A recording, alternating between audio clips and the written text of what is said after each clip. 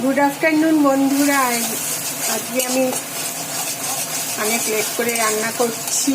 তো আজকে আমি রান্না করছি, তোমাদের সঙ্গে শেয়ার করি। রান্না করছি আজকে কালিয়া বানাবো। তো এই দেখো, এখানে গরম মশলা ফোড়ন দিয়ে পেঁয়াজ, রসুন, আদা এগুলো ভালো করে কষাচ্ছে।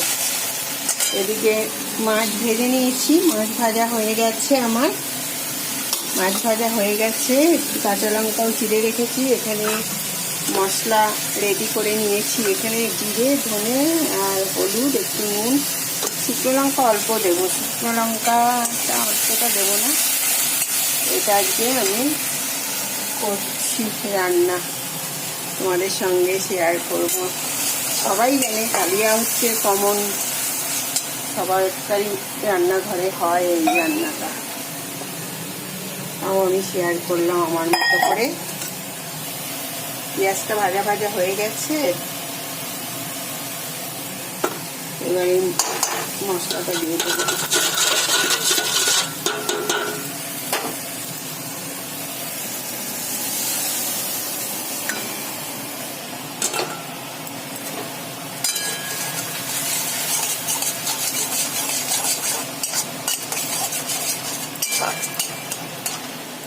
আর দেবো এর মধ্যে একটু টমেটো সস। এই তো সসটা নিয়ে নিই, সসটা এখানে আছে। এই যে টমেটো সস দেবো, একটু টেস্ট হয় তাহলে।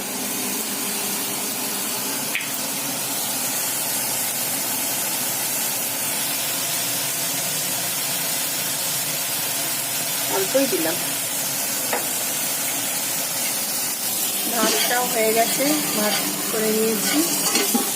এদিকে তোমার শাক ভাজাও হয়ে গেছে, শাক করে নিয়েছি। মাছটা করলেই রান্না কমপ্লিট হয়ে যাবে আমার।